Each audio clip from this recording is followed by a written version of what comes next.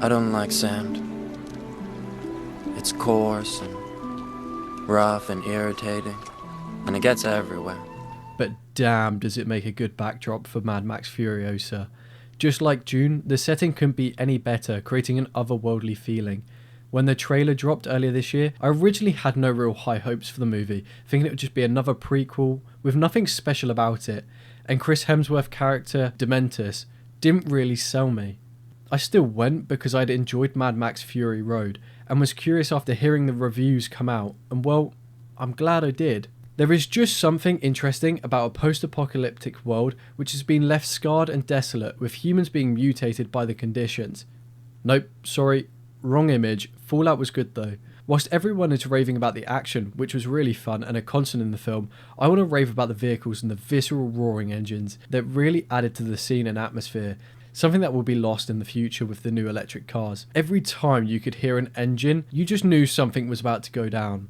The action was incredible and built upon what was done so well in Mad Max Fury Road, although there were some notable uses of CGI, but it felt brief when it did happen and didn't really remove my enjoyment of the movie. When movies or shows include young actors, it's usually quite difficult to feel for them, as they can often fall under the realm of overacting. Though due to the carefully selected and limited dialogue spoken by Furiosa, it was perfectly done, making it more emotionally engaging. Chris Hemsworth also did a really good job at bringing life to Dementus, who could have easily become another forgettable villain, but he had a standout performance, giving him some cool quirks. My favourite would be how he speaks to the masses using his makeshift speaker, and you can tell he really had a lot of fun when making this movie, which helps ease you into it. One of the main indicators of good movie or show is if it follows the rule of show not tell. By having intentionally chosen to limit the dialogue, it forces them to rely on showing the audience how and what Furiosa is thinking rather than telling it to us. This is then done throughout the movie. As many people have already pointed out, this is not a typical girl boss movie,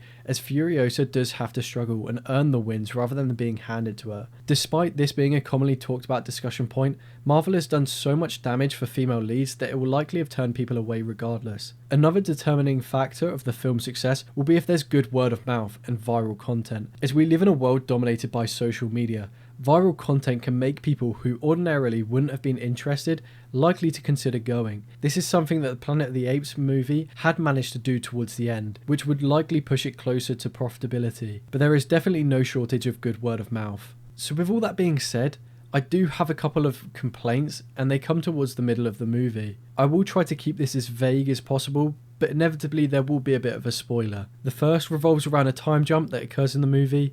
In this time jump, we missed out on the training given to her by Praetorian Jack, which meant that buying into their relationship became harder to do so, and we lost out on much more character development, especially with how she learns her way around the vehicles, making them and operating them. The other moment was when she escaped from becoming Immortan Joe's wife, as there was not much surrounding about how he reacted when she disappeared, leaving a gap where they could have explored how terrifying he really is in his pursuit to protect his wives. Altogether though, the movie was good and brought much of what was enjoyable about Mad Max Fury Road, but unfortunately, that's really just about it. It fails to become anything greater than Fury Road, and definitely feels slightly repetitious with the war rig being a main theme, when really this movie needs to be great, rather than just good, so it can stand out.